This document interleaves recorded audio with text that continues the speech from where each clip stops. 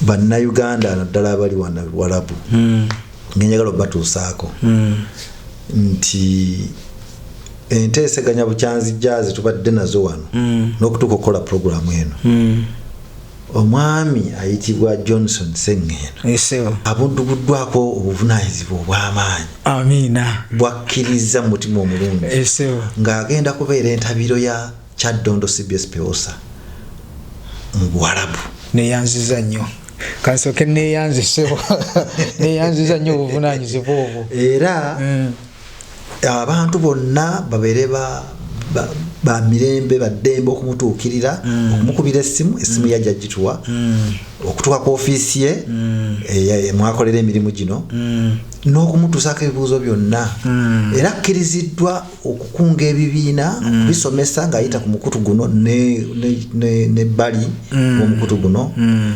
okusomesa abantu ba Kabaka ekikwatibwa ku nsonga zonna ezikwatibwa ku Kyaddondo CBS PEWOSA SACCO era ebitabo bino ne materials zonna bigenda mumulekerwa nga obuvunaanyizibwa obwo abukkiriza era mwebaza nnyo ku linnya ly'Obwakabaka bwa Buganda. Tawera Radio and TV, Ugandan Based Radio in Abu Dhabi.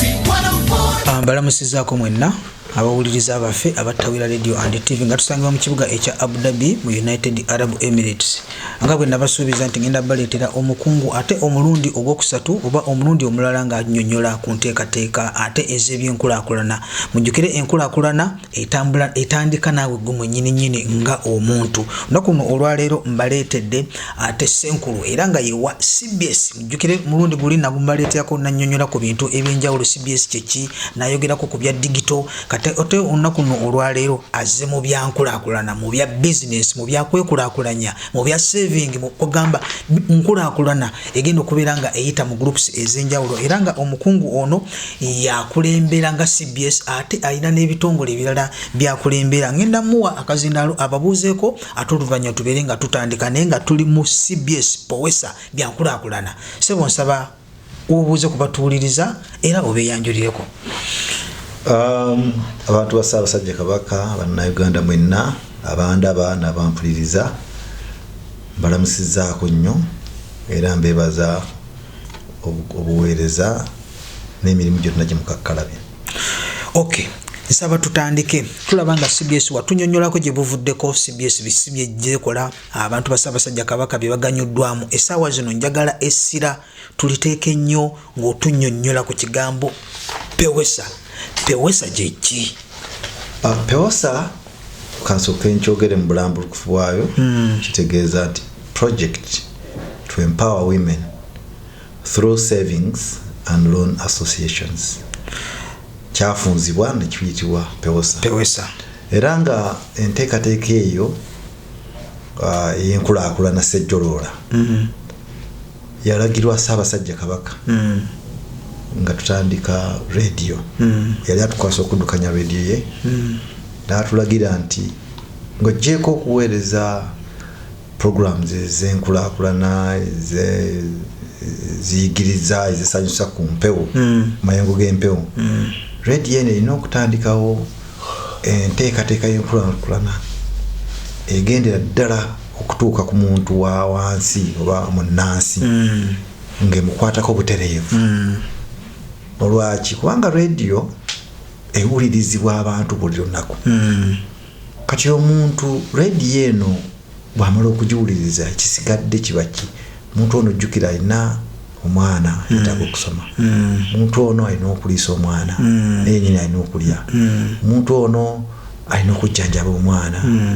Alina ebyetaago bingi ebimwetoolodde. Kati ku radio bw'oyogera naye obwogezi n'omuwa amawulire n'ovaawo. Oba omulese mu bbanga. Kati ng'ate radio eno yagendererwa okukyusa amawulire ku bantu n'okukyusa embeera z'abantu naddala enkulaakulana yaabwe n'embeera z'obulamu mu ngeri eyannamaddala. Tuyita sustainable broadcasting services. Okinyonnyodde bulungi. Kati awo tugendere ddala mu maaso awo. PEWOSA ebyo mu byekola ebyenkulaakulana. Tulyayo PEWOSA SACCO, tulyayo PEWOSA Union. Bitandika bitya era biki ebirimu era biki ebikolebwa? webale nnyo ssebo. PEWOSA yatambulira ku mulamwa ogw'omuntu munnansi okutegeezebwa n'okuyigirizibwa obukulu bw'okwekolera ssente, okuzitereka, okuzizaazaamu n'okuzikuuma. Kituyita mu luzungu financial literacy. Yes.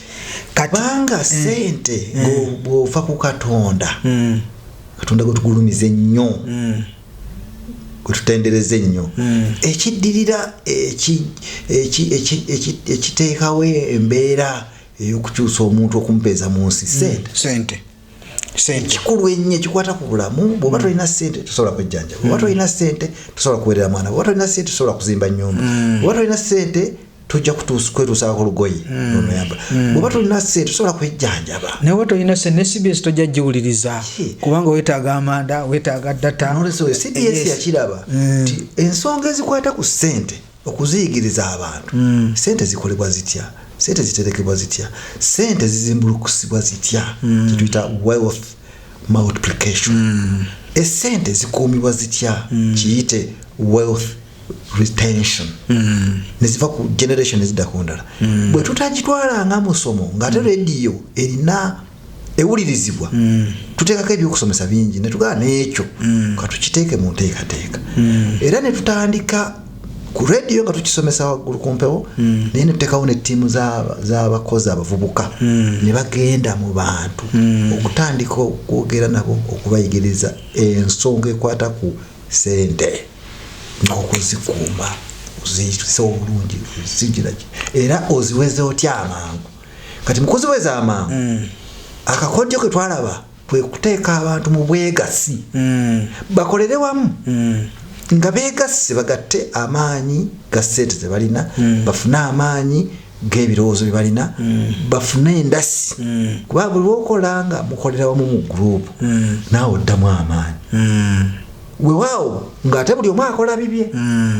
Kati essente zino bwe zikuŋŋaanyizibwa awamu mu guruupu oba mu bibiina, bammemba basobola okuzikozesa.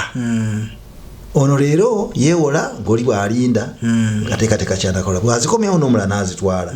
Kati awo enkulaakulana nga tulowooza ekwatiddwa ku mambuso. Kati nsaba tuddeko kemayiga katono nga tutunaba kutandika ku sevinga, ebibiina ebyo bitandikibwawo bitya?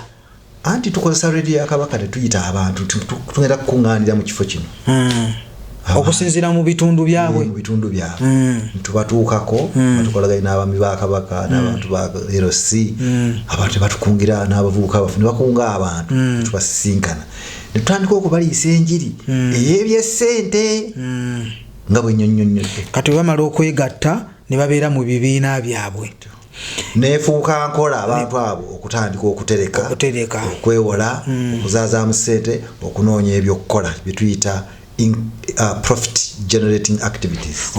Kakati Omukungu, nsaba ssebo onnyonnyole omuntu wa Ssaabasajja Kabaka ali eyo eyandyagadde okumanya entandikwa y'ekintu kino, omuntu ajoyininga atya era mitendera ki mwalina okuyita?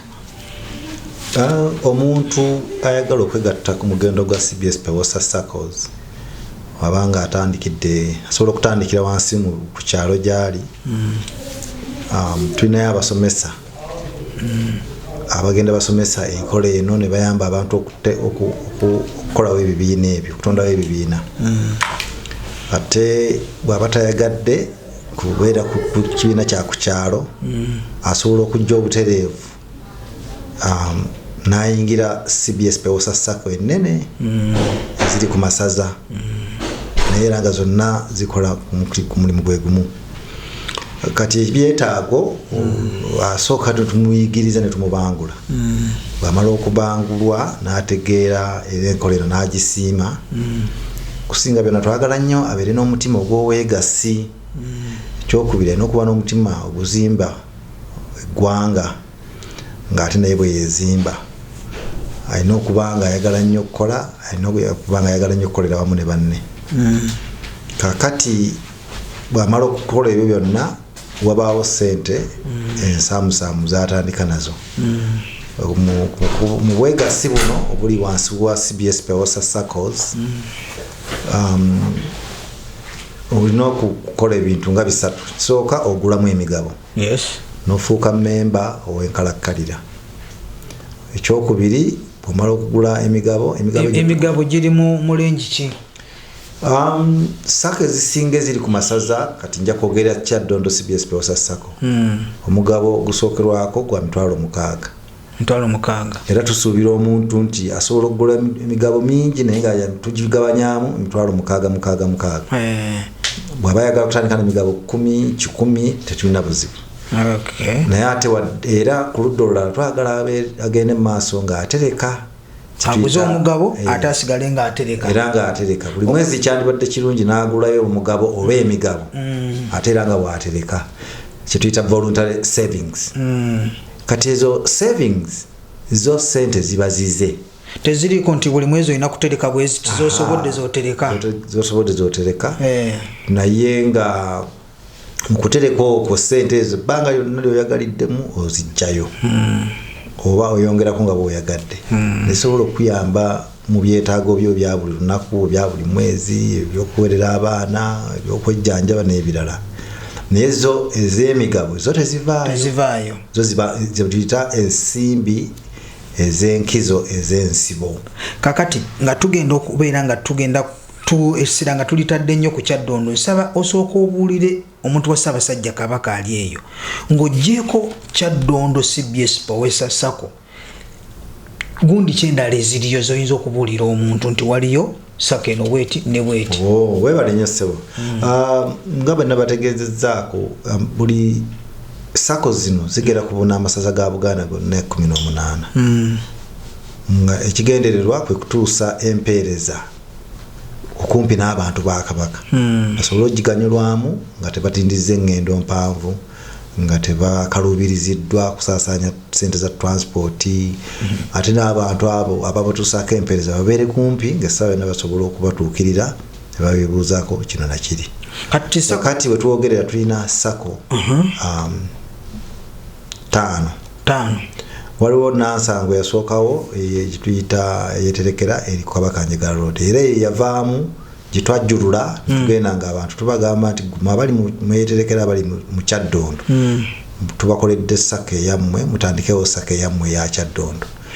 Abali e Busiro nga mulimu yeterekera mutandikewo SACCO eyammwe nga ye Busiro. Abali mu Buddu mutandikewo SACCO eyammwe nga eri mu Buddu. Kubanga gwewunya abantu bavanga e Buddu ne baleeta ssente Mengo. Batereka abantu baagala nnyo okukolera wansi w'Obwakabaka bwa Buganda, baagala nnyo okutereka mu SACCO kubanga ze balinamu obwesige, ze balinamu essuubi, ze bamanyi nti za mazima, zirina ekigendererwa kirungi naddala engeri ziri wansi w'Obwakabaka bwa Buganda. N'olw'ensonga eyo waliwo ne SACCO endala ey'ekabula n'endala ey'essese eteekebwateekebwa okutandika. Tulina mu SACCO zino ezimu zirina n'amatabi kati nga Kyaddondo erina ettabi e Kasangati ate ne bale ne katabi e Goma. Era byonna nga bigenda kutuusa na kusaasaanya nteekateeka eno n'ekulaakulanya abantu okumpi gye bali basobola ogyeganyula. Kati SACCO zino zonna omuto omukulu entabiro ya byonna ya SACCO zino zonna eri ludda wa? SACCO zino zonna ate zamala nazo ne zeekolamu entabiro eya waggulu eyitibwa abeeterekera CBS PEWOSA Union. Abeeterekera CBS PEWOSA Union. Kakati eyo Union yetwala mutwegattira ate waggulu naye era SACCO zino zigala zikola sekinoomu naye ng'era naye eriziteeka igulayo emigabo nga nakutegeezezza ebibiina by'abantu wansi ku byalo bigula emigabo mu SACCO zino. Kati ne zino SACCO oba ebitavu ebiri ku masaza nabyo bigula emigabo ku Union etuula e Mengo okugaba ekintu kibe nga kibukadde bulungi. Ate okinyonyodde bulungi. Kati bwe tugendako ku particularly tubeere ku Kyaddondo CBS kubanga ebintu byekola ojja kwesanga nga n'ab'e Busiro bye bakola. Kati tusigale ku kino tunyonnyoleko nnyo mu bulambulukufu bwakyo. Si kyekyokka Kyaddondo nina okumunyonnyolako ennyo olw'ensonga 3. Ekisookera ddala Kyaddondo CBS PEWOSA SACCO Ssaabasajja Kabaka era yasiima mbeere ssentebe wa boodi yaayo eya Kyaddondo olukiiko olw'okuntikko olwabangawo era olukulaakulanya era olutembeeta Kyaddondo CBS PEWOSA SACCO ate ekyokubiri newe tukolera emmengo tukolera mu Kyaddondo kati n'ekyokusatu nina emirimu mingi nnyo nze ng'omuntu gye nkolera mu Kyaddondo ng'essaza weewaawo ne mu masaza malala ninayo emirandira kale kinkakatako nnyo okwogera ku Kyaddondo mu bujjuvu bwayo era mbadde nsaba okumanya byobadde oyagala okumanya ku Kyaddondo kati njagala ombuulire Kyaddondo nga yo biki byekola omuntu okugyegattako biki byalina okukola kubanga ali tukyogeredde wamu naye kati tubeere ku Kyaddondo omuntu ayagala kwegatta ku Kyaddondo alina kubeera nga munna Kyaddondo katugeze nga ffe abali eno singa mba njagadde okwegatta ku Kyaddondo nina kumanya nti no bwe mbeera siri wa Kyaddondo nga gye nina amakanda gange oba ennyumba yange nsobola okugyegattako kati nsaba awo oba otandikira awo weebale nnyo ssebo ekibuuzo kyo kirungi nnyo Kyaddondo ng'essaza lyankizo ate lyanjawulo era okimanyi bulungi nti Kyaddondo ye mukuŋŋaanya iwa bonna yekituufu akuŋŋaanya abantu ba Kabaka bonna abava mu masaza ag'enjawulo teriyo atalina muntu we teriyo atalina kalandira teriyo atalina kalimu teriyo atayita mu Kyaddondo bakugulamu bintu byankizo biva bwero bawa era Kyaddondo yayitamu amakubo gonna amanene agagenda ne gasaasaanira mu masaza gonna era kituufu naffe bwe tubeera wano omuntu nga agenda kuddayo mu luwummula gamba olaga wangenda Kyaddondo Kyaddondo ate alina enkizo endala yatuddemu ebitebe by'eggwanga ebikulu yatuddemu ebitebe by'obwakabaka bwa Buganda ebikulu ebya Uganda ebikulu naye okusinga byonna Kyaddondo alimu abantu abamawanga gonna era Kyaddondo CBS PEWOSA SACCO eyaniriza abantu bonna abamawanga gonna abaddiini zonna bakola emirimu egy'enjawulo gyonna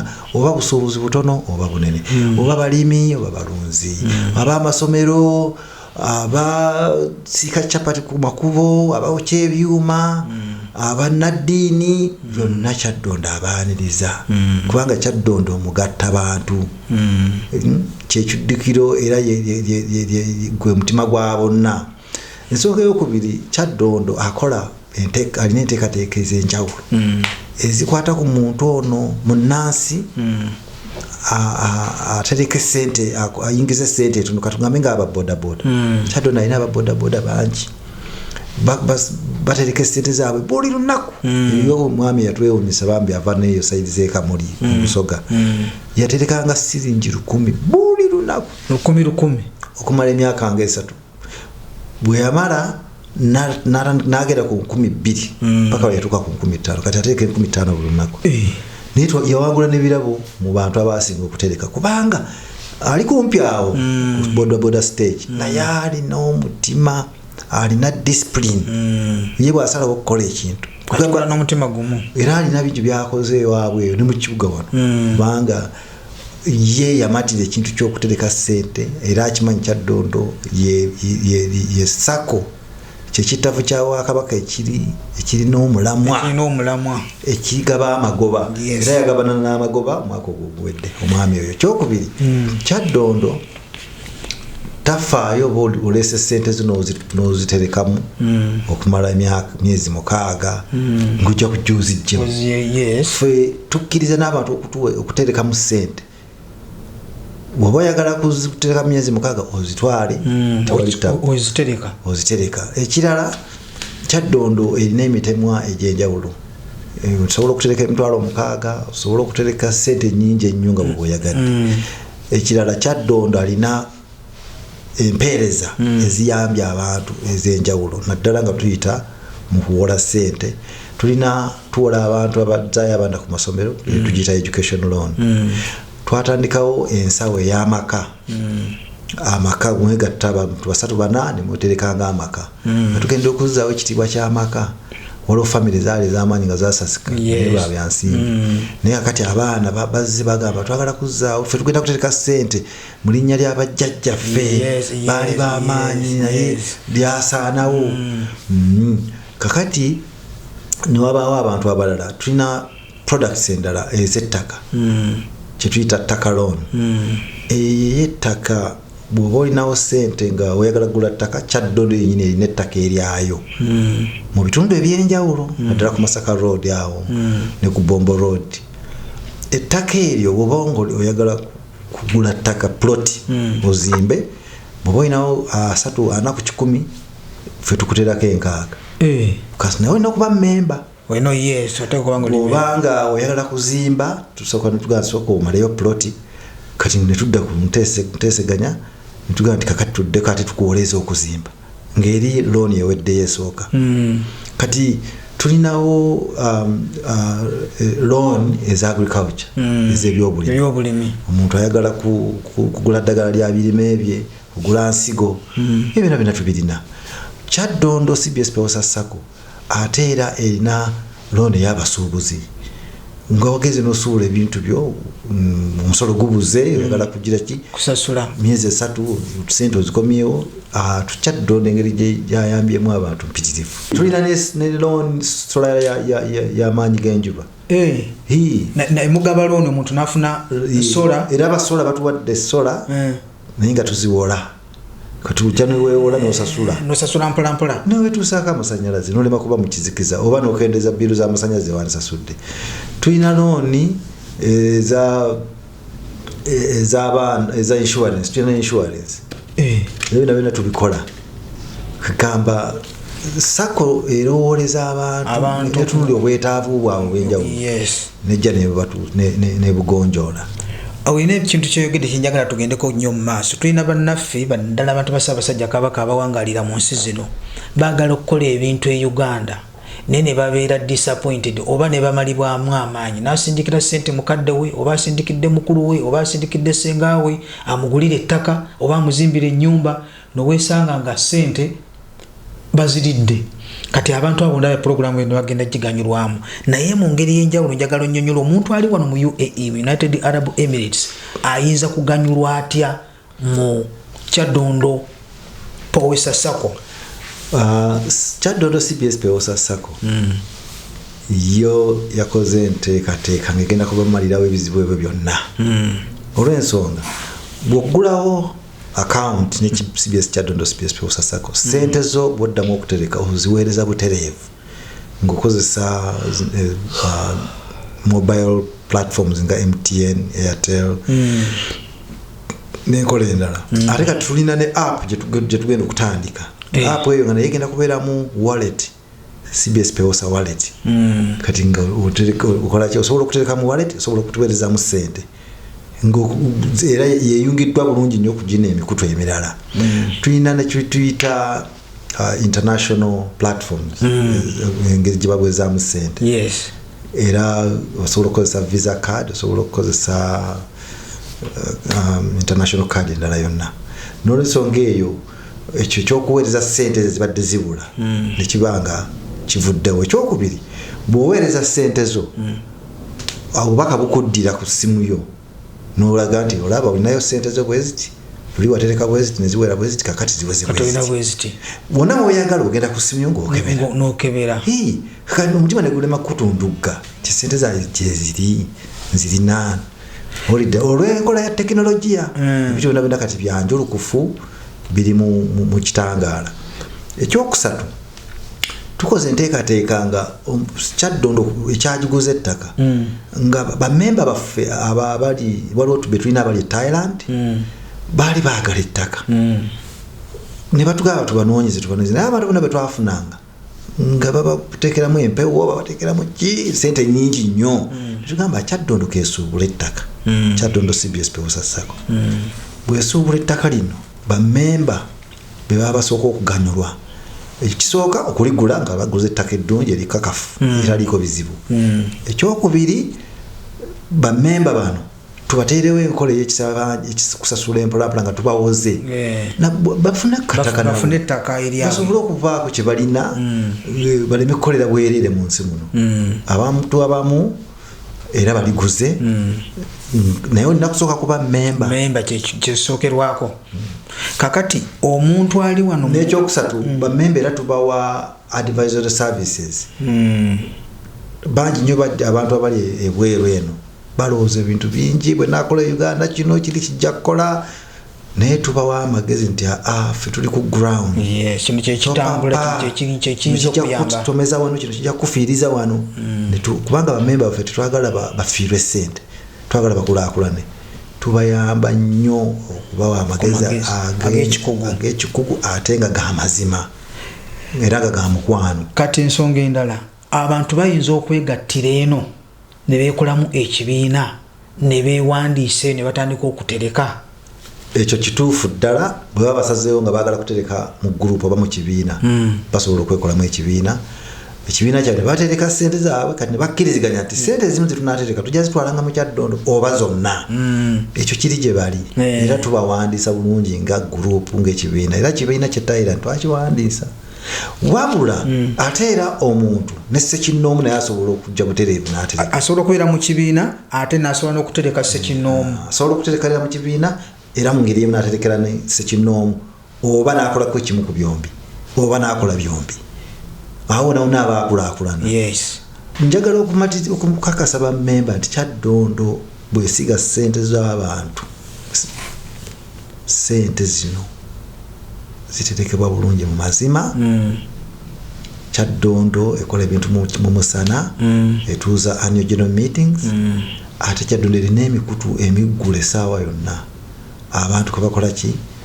mubayita okubuuza ku ssente zaabwe okuweereza ssente zaabwe ne bazikeberako ne babuuza kye batategedde ne tubatusaako empeereza ez'enjawulo zonna si kulinda annual general meeting ebibiina ebimu ebibiina ebimu bigamba temutubuuza kintu kyonna batuuka mu annual general meeting bwe zagira bwe twatereka bwe zaggwawo ffe tugaba amagoba ffe tugabira ddala amagoba era wembadde ngendo nabikulaze awembadde ngendo genda okubuuza nti omuntu abantu nga ebibiina bye babazeemu amaanyi omuntu ayinza kusuubiza eggulu ne baba bampewo awembadde ngenda okubuuza nti omuntu bukakafu ki bw'alina naye nga bwe kiri nga kya CBS gundi ya Ssaabasajja Kabaka kiraga nti nno obukakafu bw'omuntu etagenda kusenguka ategenze wano ate otuuse woofiisi bagigadde ndaba nga kintu kyamazima ddala kakati nsaba oweeyo obubaka obusembayo naye nga tonaba kuwaayo bubaka omuntu ali eyo nga yandyagadde obbafuna ayinza kubafuna atya okubeera nga aggulawo akawunti oba okubeera nga alina ekibiina kyayinza okutegeka abantu ne beegatta ku PEWOSA CBS Kyaddondo SACCO. Kansooke mmala okuwa obubaka buluwa bweyagala nsooke. So omuntu ayinza bafuna atya then n'obubaka obuyinza okusembayo sobola okugenda ku kibanja kyaffe n'otukeberako ekibanja kiri www.cbspewosa.ug.org giddemu www.cbspewosa.ug.org osobola okujja kusanga ebintu binnyo bye tukola ebifa ku Kyaddondo CBS PEWOSA SACCO.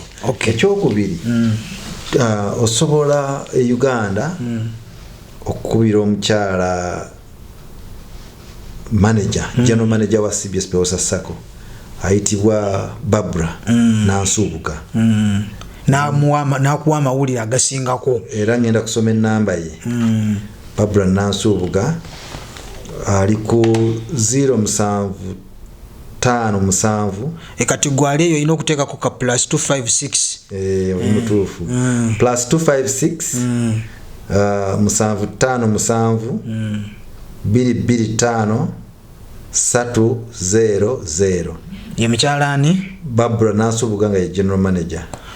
Bw'oba tofunye oyo osobola okufuna omwami ayitibwa Ben Kasolo nga yewa pokopoko yewa Beni Kasolo wefumbe muganda wange muganda oyo aliko 070 897 305 njiddemu mulundi gomu plus 256 701 897 305. Okay. Kakati emulala ye mukyala Lilian Kiwanuka. Mukyala Lilian Kiwanuka. Oyo nno atuula Canada. Ng'oyo yavunaanyizibwa ku amatwale ga Ssaabasajja Kabaka gonna amusezebweru. Aga diaspora agali wabweru. Agali bweru, aga diaspora. Diaspora. Agakwataganya ensonga ya CBS PEWOSA SACCO. Kyaddondo. Ate era agakwataganya ne CBS, emirimu gya CBS nga radio. Omukyala ani? Mukyala Lilian Namayanja Kiwanuka. Kati omuntu ayinza mufuna atyo oyo. Awo yasobola mufuna ku +1 250 879 2618. Okay. Jidde mugumu. Plus 250 879 2618. Naye nga ate ye Uganda erabikanga ye ya WhatsApp ye. Ali ku plus 256 704 696 527. Okay, mukyala Lilian Namayanja Kiwanuka. Naye ate amawulire amalungi ennyo bannayuganda naddala abali wano Buwalabu ngenjagala obatuusaako nti enteeseganya bukyanzijja tubadde nazo wano n'okutuuka okukola puroguramu eno. Omwami ayitibwa Johnson Ssengendo naye abuddubuddwako obuvunaanyizibwa obw'amaanyi. Amiina. Bwakkiriza mu mutima omulungi ng'agenda kubeera entabiro ya Kyaddondo CBS PEWOSA mu Buwalabu. Neyanziza nnyo. Kansoke neyanziza nnyo obuvunaanyizibwa obwo. Era abantu bonna babeere ba mirembe baddembe okumutuukirira okumukubira essimu yajja gituwa okutuuka ku ofiisi ye mwakolera emirimu gino n'okumutuusaako ebibuuzo byonna.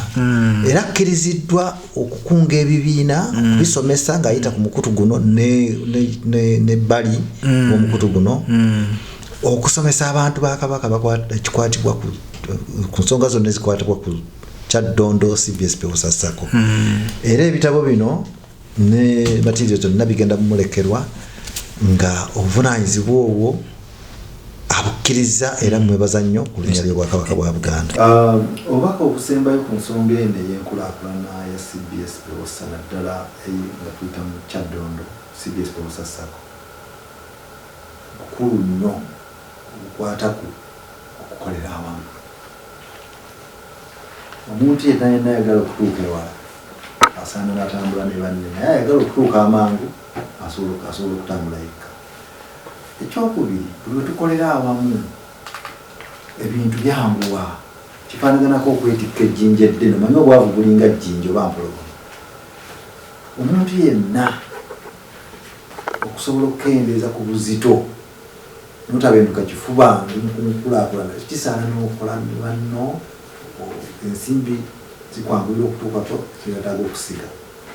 Ekyokubiri, ensimbi zaala mangu, tokaluubirizibwa kugenda mu banka kwewola n'otuuka mu banka newewola nga tolinaayo ddoboozi, tolinaayo bwannannyini, tosuubira na kugabana ku magoba.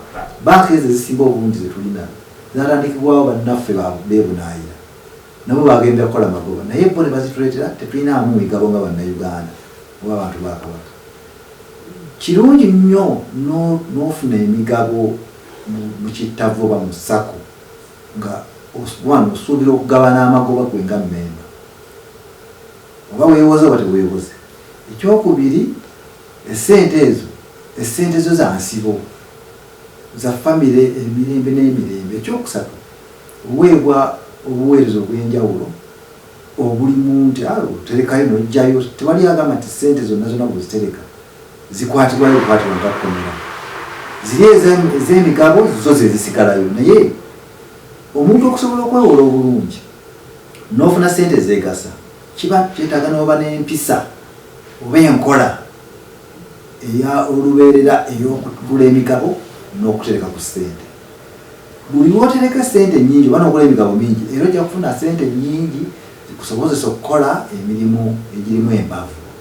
Waliwo buli mulimu obwo oluusi bufuna ssente kituganye naye ate emirimu egy'embavu gye gisinga okuyingiza amagoba gye gisinga okuteekawo enkola ennambulukufu ennene eneefuuka omusingi ogw'enkulaakulana.